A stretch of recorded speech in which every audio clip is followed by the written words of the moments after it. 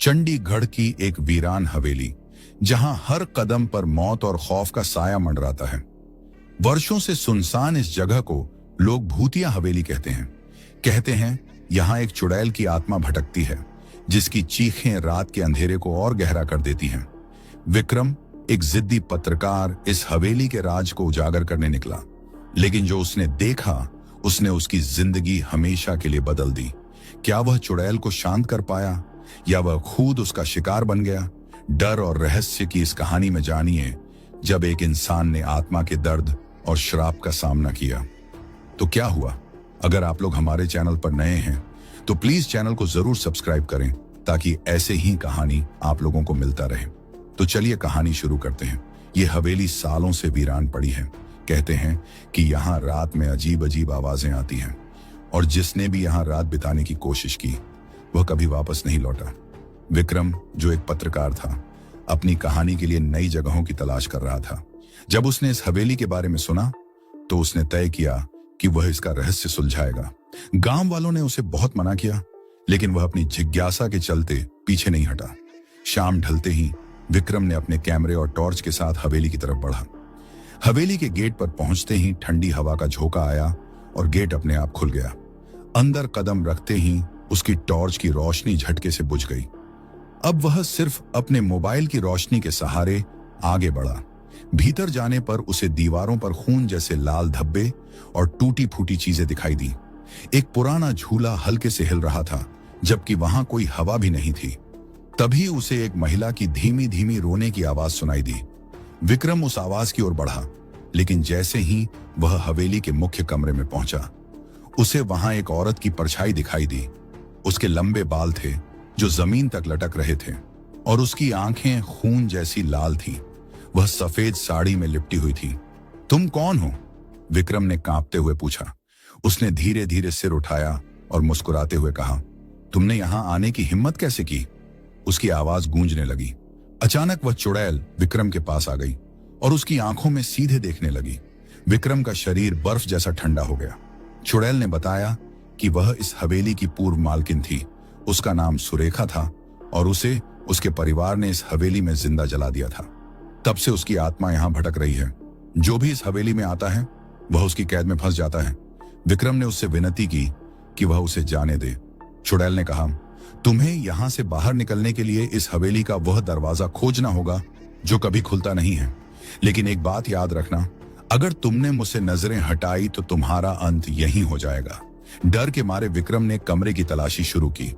जैसे ही उसने दरवाजे को पाया और उसे खोला, हवेली हिलने लगी और एक जोरदार चीख के साथ चुड़ैल गायब हो गई। विक्रम किसी तरह बचकर गांव वापस पहुंचा।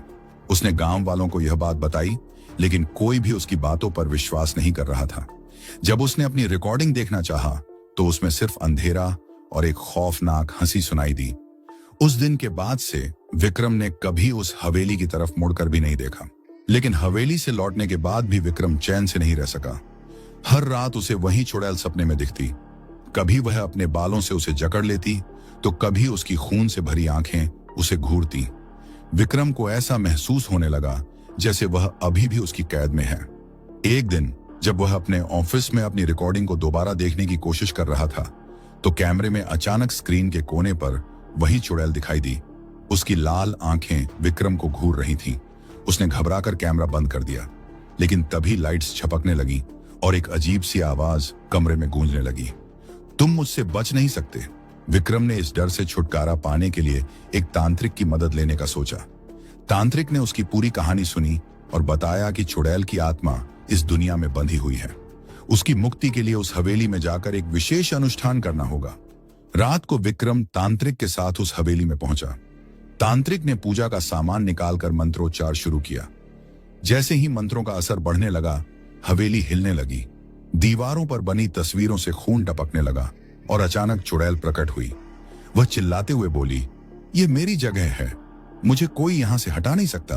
तांत्रिक ने कहा, तू यहां कैद है, लेकिन अब तेरा समय खत्म हो गया है। जा, अब इस दुनिया से मुक्त हो जा। चुड़ैल ने हंसते हुए कहा, मुक्ति? मुझे कोई मुक्ति नहीं चाहिए, मुझे सिर्फ बदला चाहिए। चुड़ैल ने विक्रम की ओर इशारा किया और कहा, तूने मेरी कहानी सुनी, लेकिन इसे अधूरा छोड़ दिया। अब तू भी मेरे दर्द का हिस्सा बनेगा। तांत्रिक ने विक्रम को चेतावनी दी कि वह अपनी हिम्मत बनाए रखे। विक्रम ने कांपते हुए कहा, अगर तुम्हें बदला चाहिए तो मुझे मार दो, लेकिन और किसी को मत सताना। चुड़ैल एक पल के लिए रुकी, उसकी आंखों से आंसू बहने लगे। उसने कहा, मुझे बस न्याय चाहिए था, लेकिन हर कोई मुझे भूल गया। अब मैं अपनी मुक्ति स्वीकार करती हूं। तांत्रिक ने अंतिम मंत्र पढ़े और चुड़ैल की आत्मा हवेली से मुक्त हो गई। हवेली अचानक ध्वस्त हो गई, जैसे वह कभी अस्तित्व में थी ही नहीं। विक्रम को आखिरकार शांति मिल गई। उसने इस घटना के बारे में एक लेख लिखा, लेकिन यह तय किया कि वह कभी इस कहानी का प्रचार नहीं करेगा। वह जानता था कि ऐसी शक्तियां केवल कहानियों में नहीं, बल्कि हकीकत में भी होती हैं। चुड़ैल की मुक्ति के बाद विक्रम ने अपनी जिंदगी को सामान्य करने की कोशिश करने लगे, लेकिन वह अनुभव उसके दिल और दिमाग में गहराई से बैठ गया था। हर रात उसे लगता कि कोई उसे देख रहा है। वह जब भी अंधेरे में अकेला होता तो हवा में हल्की हल्की फुसफुसाहट सुनाई देती थी। एक रात जब वह अपने ऑफिस में देर तक काम कर रहा था, तो उसकी टेबल पर रखी एक पुरानी फाइल अचानक फर्श पर गिर पड़ी। उसने उसे उठाया तो पाया कि यह वही फाइल थी जिसमें उसने उस हवेली की रिपोर्ट तैयार की थी। जैसे ही उसने फाइल खोली, उसकी आंखों के सामने वो दृश्य चमकने लगा। उसके हाथों में जलन होने लगी और उसे फाइल में वही चुड़ैल की तस्वीर दिखाई दी, लेकिन अब वह तस्वीर उससे सीधे बात कर रही थी। विक्रम, तुमने मुझे भुला दिया? डर के मारे विक्रम तांत्रिक के पास पहुंचा। तांत्रिक ने गंभीरता से कहा, मैंने सोचा था कि उसकी आत्मा मुक्त हो गई, लेकिन लगता है कि उसके दर्द का जख्म अभी भी भरा नहीं। जब तक उसका बदला पूरा नहीं होगा, वह चैन से नहीं जाएगी। तांत्रिक ने बताया कि चुड़ैल का बदला उसके परिवार से था, जिन्होंने उसे जिंदा जलाया था, लेकिन उसका परिवार तो पहले ही खत्म हो चुका था। इसलिए उसकी आत्मा अब अपने दर्द को और फैलाने के लिए विक्रम जैसे लोगों का इस्तेमाल कर रही थी। तांत्रिक ने कहा कि चुड़ैल को हमेशा के लिए रोकने का एकमात्र ही उपाय है उस जगह पर जाना होगा जहां वह जिंदा जलाई गई थी। विक्रम को अब दोबारा उस खंडहर में जाना पड़ा। वहां पहुंचने पर उसने देखा कि जमीन अब भी जलने की गंध से भरी हुई है। तांत्रिक ने वहां पूजा शुरू की, लेकिन इस बार चुड़ैल पहले से ज्यादा शक्तिशाली थी। उसने विक्रम और तांत्रिक पर हमला करना शुरू कर दिया। विक्रम ने हिम्मत जुटाई और चुड़ैल से कहा, मैं तुम्हें न्याय दिलाने में मदद करूंगा, लेकिन तुम इस संसार को और तकलीफ मत दो। चुड़ैल ने दर्द भरी आवाज में कहा, मुझे कोई न्याय नहीं चाहिए, मुझे बस यह दुनिया जलानी है जैसे उन्होंने मुझे जलाया। तांत्रिक ने अंतिम उपाय के रूप में एक विशेष अनुष्ठान शुरू किया। उसने विक्रम से कहा कि उसे अपने खून का एक कतरा जमीन पर गिराना होगा, ताकि चुड़ैल को सच्चाई का सामना कराया जा सके। जैसे ही विक्रम ने ऐसा किया, चुड़ैल की चीख हवेली के चारों ओर गूंजने लगी। उसकी आत्मा ने अपनी पुरानी यादों को देखना शुरू किया। वह अब एक भयावह प्रेत नहीं, बल्कि एक दुखी और पीड़ित औरत के रूप में दिखने लगी। उसने रोते हुए कहा, मुझे माफ कर दो, मैंने अपने गुस्से में आकर मासूमों को सताया। तांत्रिक ने उसे शांति का मंत्र सुनाया और उसकी आत्मा धीरे धीरे एक सफेद रोशनी में बदलकर गायब हो गई। चुड़ैल की आत्मा को मुक्त करने के बाद विक्रम ने सोचा कि अब सब कुछ खत्म हो गया है।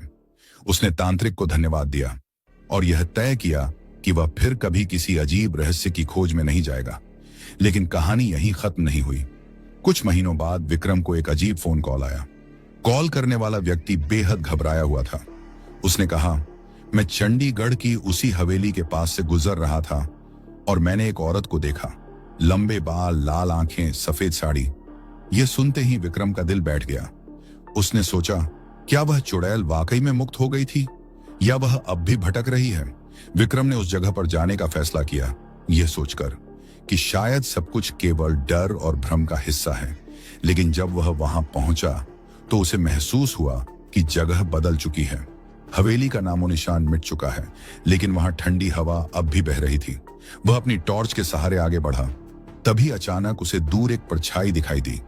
यह वही चुड़ैल थी, लेकिन इस बार वह वैसी नहीं दिख रही थी जैसी वह पहले थी।